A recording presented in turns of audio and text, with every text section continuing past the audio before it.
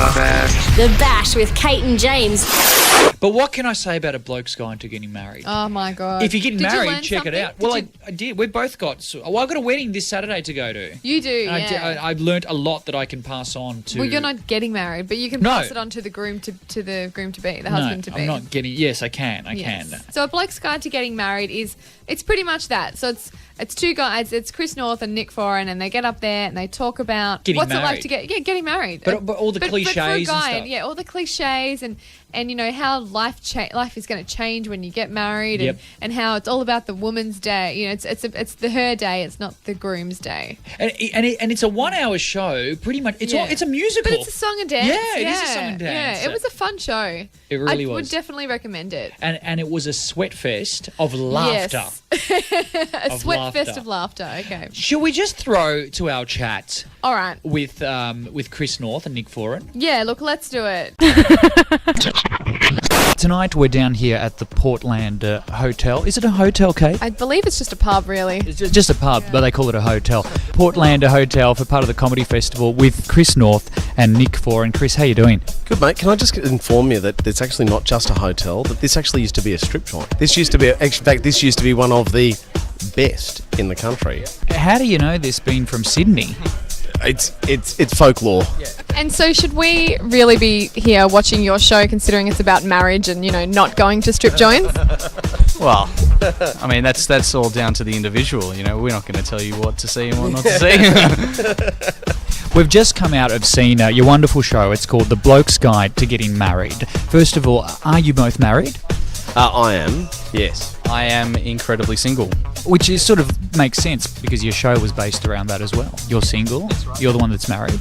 The first thing that comes into my head is your wonderful songs, the parody of the songs that you put together. Did you have a long list of songs to choose from before you narrowed down the ones that you wanted? No, I think we developed the show with the songs in mind, and except when it came to one of them in particular was the 5 major musical styles.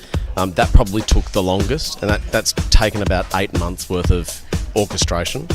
And it's all fully orchestrated, so we've got about 42 different instruments playing on the tracks, all live instruments, then re-engineered. So it's actually, and then to orchestrate for each instrument has taken a long process. But then you have to research which kind of styles according to the musical style you wanted, what kind of song you were looking for, what you wanted it to sound like. Everything from Andrew Lloyd Webber always sounds like Phantom of the Opera, so you have to make it sound like Phantom of the Opera. That's the hardest part. But then you've got to narrow the songs out from that. It's certainly very popular these days to just be picking songs and tearing them apart and changing words. It seems that everyone, not everyone, but a lot of people are doing that these days in comedy. But you guys certainly did it very well. It was very entertaining. I do a solo act. I do music comedy solo. And I'm not the biggest fan of parody, especially if it's not done well. In this show, we've really worked on doing it as well as possible and making it fit within the theme of the show. The whole show was based around the final piece, the Bohemian Rhapsody piece.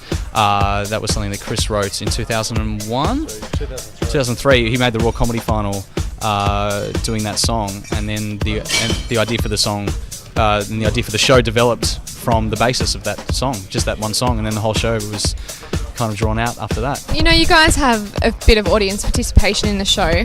Has anything ever gone wrong when you've tried to, put your arms through somebody else's arms or something? Can I answer this? Last night. Do tell. Last night is when it all went wrong. Because Why was that, Chris? Did you accidentally grope somebody? well, no, it's that particular part is a boy and a girl. It's meant to be a male and female, and I stupidly brought up 2 girls. Yes, you did. And it didn't work. And in fact, it was so quiet. It died. In comedic terms, it died. It bombed. I just thought you were being really offensive and just thinking you were picking a male but picked a woman by accident. Just Were they a bit ambiguous, maybe? no, I mean, I could clearly tell that they were both women, and I was wondering what was going on while Chris was doing it. She did have a moustache. Can we give away what you do with the audience members so that they know what we're talking about? You use them in a certain way. I think the best way to describe it is they role play. They role play a battle of the sexes style. It's you play a man, I play a woman.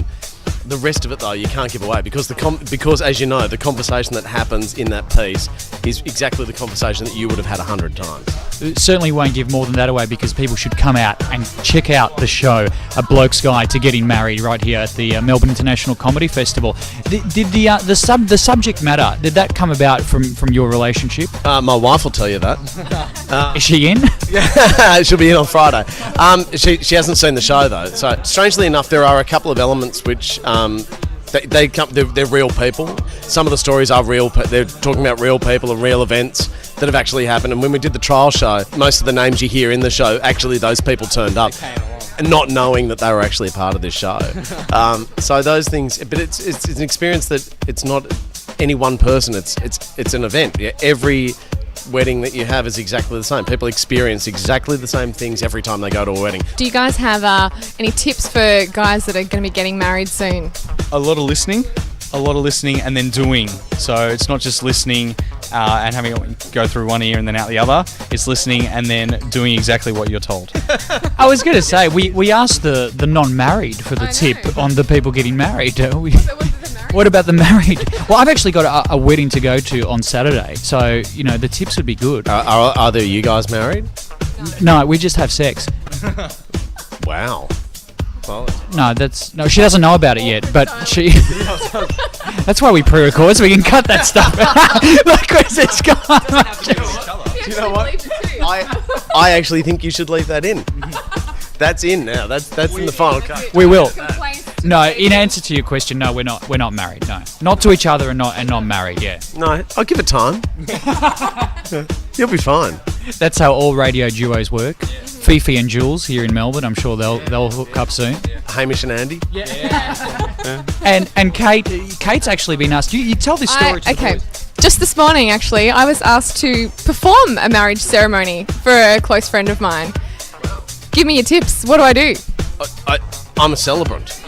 You have much knowledge. Tell me. I'm legally recognised by the Attorney General's office to be able to solemnise a marriage, which I tell you the biggest mistake you can make, and I've actually seen this happen at a wedding, when the celebrant said, there's a thing called the monotum, and that is that I'm duly authorised to solemnise this marriage, on behalf of the Commonwealth of Australia, and the celebrant said, I'm duly authorised to sodomise this marriage, and from there it was a disaster.